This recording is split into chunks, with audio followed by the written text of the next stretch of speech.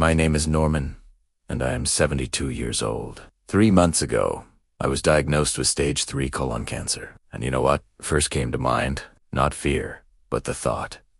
So, this is how my story ends. I was in a daze for the first week, and in the second, it hit me. I cried not from fear of death, but because looking back on my life, I saw all the wrong turns. I worked as an accountant for 38 years. It was a good, stable job, but I hated it. I always dreamed of being a woodworker, working with wood like my grandfather taught me. But that's impractical, as my father used to say. And so, facing a terminal diagnosis, I realized that my whole life I had been making a living, but not truly living. I agreed to the treatment, but I also cleared out my garage and set up a workshop.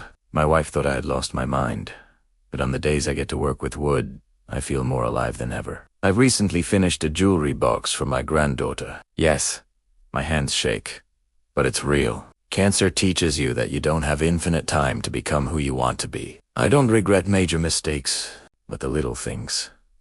The missed dinners, the we'll play later with the kids, the postponed trips. My 47-year-old son recently said, "Dad, I didn't know you could do this. I wish you had taught me as a kid." And I regret that I was too busy with my responsible job. We are all mortal.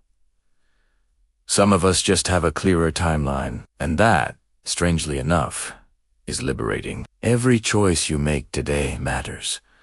Not someday, but today. Now, I don't waste time on arguments about politics or worrying about the stock market. I spend time with my wife, talk with my kids, and teach my granddaughter how to work with wood. These are small things, but they are changing my world. And I'm not telling you to quit your job. I'm telling you to look at your life. Are you living, or are you just existing? When you're sitting in chemotherapy, you don't think about your career. You think about your wife's laugh, the smell of sawdust. Simple, human moments. I played by the rules my whole life. I was a good employee, husband, and father, but I wasn't always good to myself. Don't wait for cancer or a heart attack to start living the life you actually want.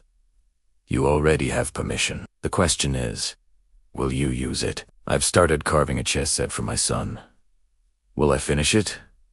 I don't know, but I'm going to try, because trying is what life is about. Many of you are in jobs you hate, in relationships that have run their course, with dreams stored in a drawer. Stop procrastinating. Start today. My prognosis isn't the best, but I'm spending the time I have left doing what I love, with the people I love. And that's more than many healthy people can say. If you're interested in this topic, read When Breath Becomes Air by Kalanithi, The Top 5 Regrets of the Dying by Bronnie, Ware, and Man's Search for Meaning by Viktor Frankl. They will change your perspective on time and purpose. If you have a story to tell, share it. The next video could be yours.